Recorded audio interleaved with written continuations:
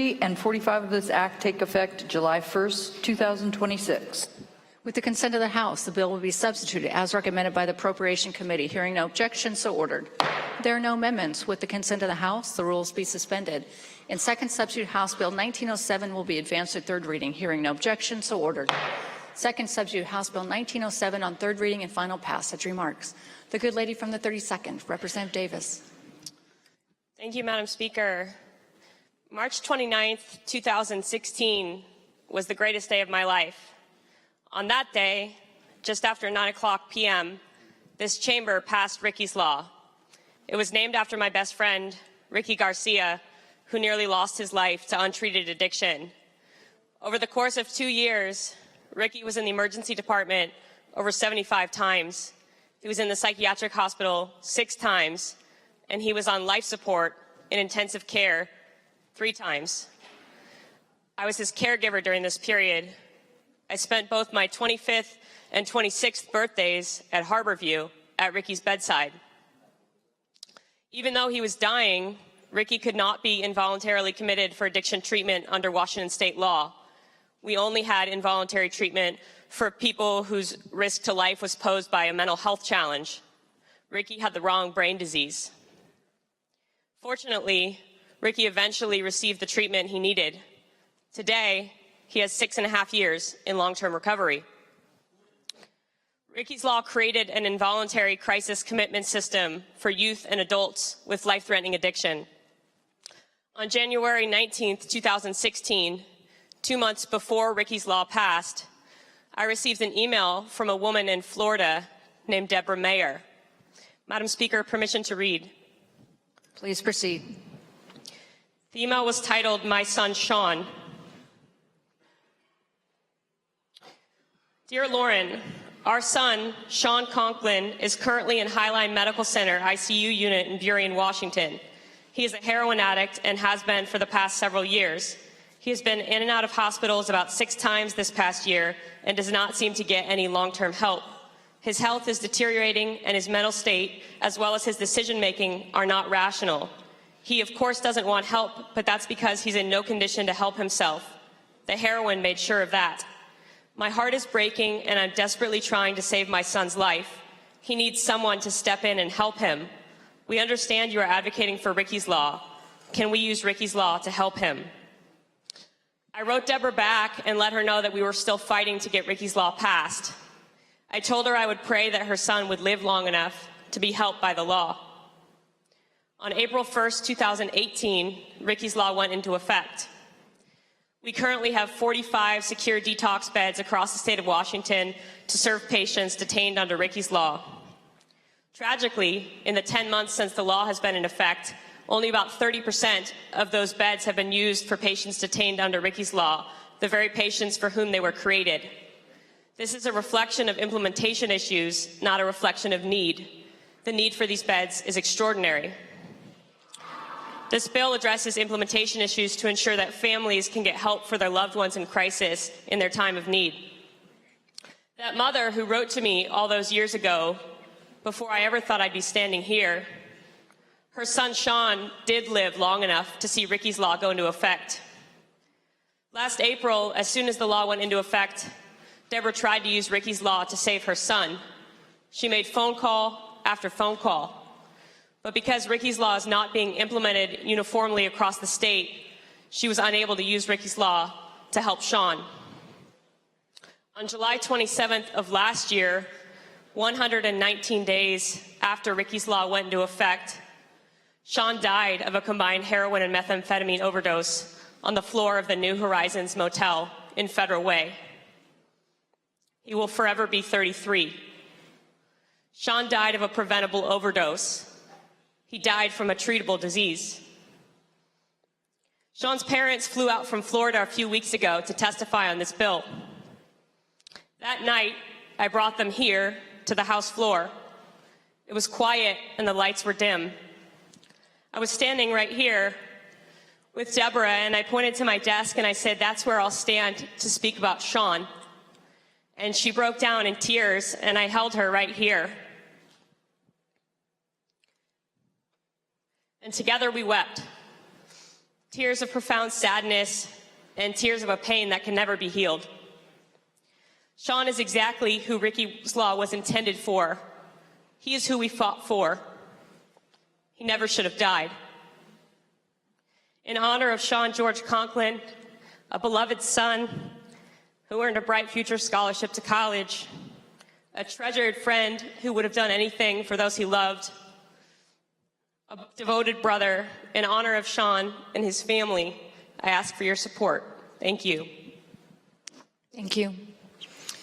The good gentleman from the 31st, Representative Irwin. Thank you, Madam Speaker, and that's a tough one to follow up. I commend her words. I'm a police officer in Seattle, and when we cleaned out the area known as the East Duwamish Greenbelt Encampment, or EDGE, commonly known as the Jungle, I was one of the officers that was doing that. And the reason there was so much focus on that particular series of encampments was that in January of the previous year, we had a really bad shooting. And in that shooting, I was at a meeting in downtown Seattle, and we were just breaking the meeting, and then tones went out over the radio. And when you have a really bad call, at least for our department, the radio goes silent, and then it's just beep, beep, beep, beep.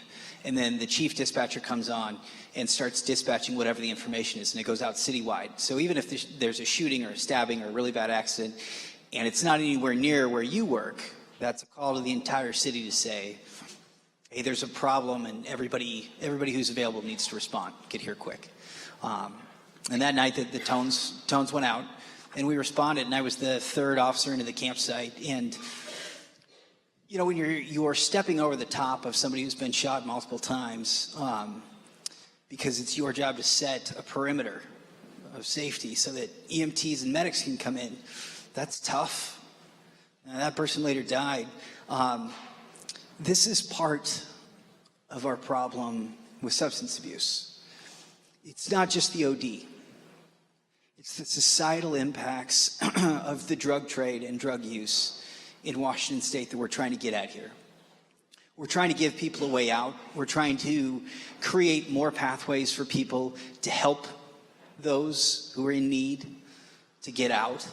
We're trying to find a way to take folks who are so affected by such an insidious and terrible problem that they would literally steal from their own parents and find a way to get them out. And that's what this does. This isn't forgiveness. This isn't soft on crime. This isn't throwing money at a problem. This is taking science, applying it to pathways to getting clean, and then implementing it. And that's fantastic. And this is a great bill, and it's one that I'm very proud to speak on, because it's never just about the quote unquote junkie, or the drug addict, or the person who's in the tent, or the person who's maybe not in a tent. Maybe they're in a suburban household and they've got kids running around and nobody really knows that this is the struggle they're going through. This is about taking all of those people and giving them the best chance they have at being part of society. And I urge adoption. Thank you. Thank you. Additional remarks? The good gentleman from the 3rd District, Representative Shelley. Thank you, Madam Speaker. I just wanted to rise briefly to say that how real this type of access can be in our lives. About 2 weeks ago, my wife contacted me. We had a friend of my son's older brother who had been in and out of treatment, OD, and the mother made a public plea on social media. I don't know what to do. I didn't know what to do, and I'm ashamed to say that, but what I did know is we're so lucky to have a member in this chamber who did, and so I very quickly connected that mother with the good representative who brought this bill forward. And I just wanted to say this stuff matters, and that person's in treatment who was on suicide watch, who almost lost their life, right in the car with their younger siblings, with the mom, and that person's fighting right now, and now they have a shot because the healthcare providers didn't know about Ricky's Law, but because of who they were connected to. And let me tell you, it shouldn't take, I'm so thankful that they got to connect with an expert in the field and a legislator, but it should not take knowing a legislator to know how to save your kid's life. So this will make this better for all these folks, and I'm thankful for that member, and I wanted to honor the work that she did for one life, now so many more lives. Thank you, Madam Speaker. Thank you. Additional remarks. The good gentleman from the 17th, Representative Harris. Thank you, Madam Speaker. I had the opportunity of working with a good representative from the 32nd before she was a representative on Ricky's Law, and she's a strong advocate.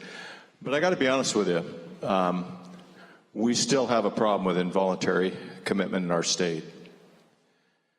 We still make it too difficult. The standard is way too high. And I hope that we can take a look at this in the future, that we can make it easier. And I know it's a difficult balancing act to do, but we all have had people in our lives that have been influenced by these substances. We can do better, and we need to do better. I will be absolutely voting yes for this bill, but we need to do more, and I would ask for your support. Thank you. Additional remarks. Seeing none, the question before the House is final passage of second substitute House Bill 1907. The Speaker is about to open the roll call machine. The Speaker has opened the roll call machine. Has every member voted? Would any member like to change their vote? The Speaker is about to lock the roll call machine.